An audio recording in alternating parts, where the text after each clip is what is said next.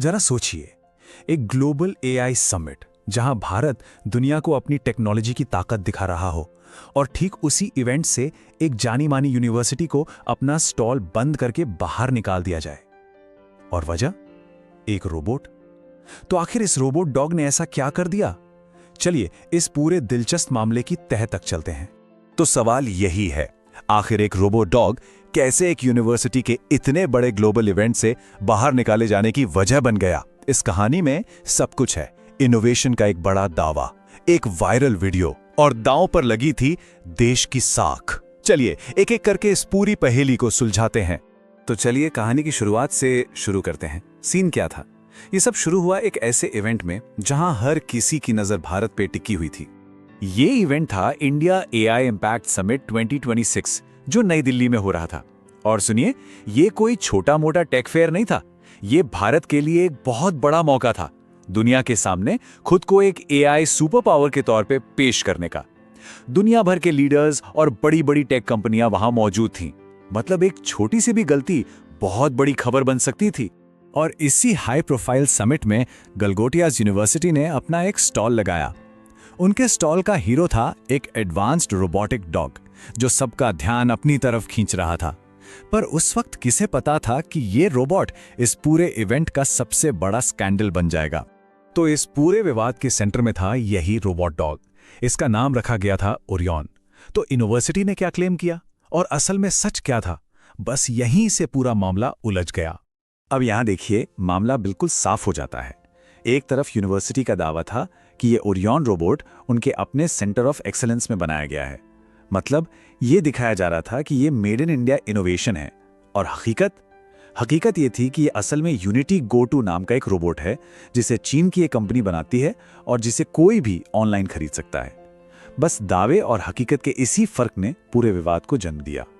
अब इतना बड़ा दावा इतने बड़े मंच पर, जाहिर है सच ज्यादा देर तक छिप नहीं सकता था। और भंडाफोड़ किसने किया? सोशल मीडिया ने। एक वीडियो ने बस आग लगा दी। तो हुआ ये कि एक वीडियो वायरल हो गया। इसमें यूनिवर्सिटी की एक प्रोफेसर बड़े कॉन्फिडेंस के साथ रोबोट को ओरियन बताकर यूनिवर्सिटी का अपना इनोवेशन बता रही हैं। और बस यही एक क्लिप काफी थी पूरा खेल पलटने के लिए।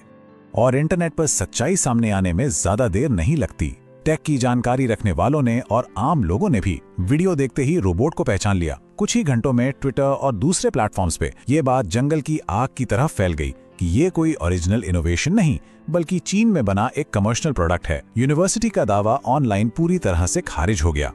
हम जब बात सोशल मीडिया पर इतनी फैल गई तो आयोजकों पर प्रेशर तो आना ही था और उनका एक्शन बहुत तेज और बहुत सख्त था।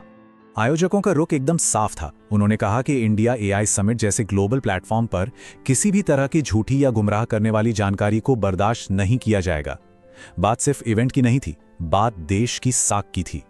और नतीजा ये हुआ कि यूनिवर्सिटी को सीधे सीधे बोल दिया गया, अपना स्टॉल पैक करो और समिट से बाहर हो जाओ।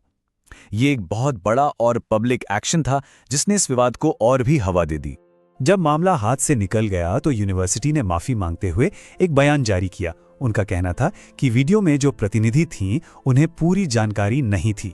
मतलब एक तरह से सारी गलती एक अकेले इंसान पर डालने की कोशिश की गई। लेकिन ये कहानी सिर्फ एक यूनिवर्सिटी या एक रोबोट की नहीं है। इसका असर कहीं ज्यादा गहरा और बड़ा था और इसने एक नेशनल डिबेट छेड़ दी।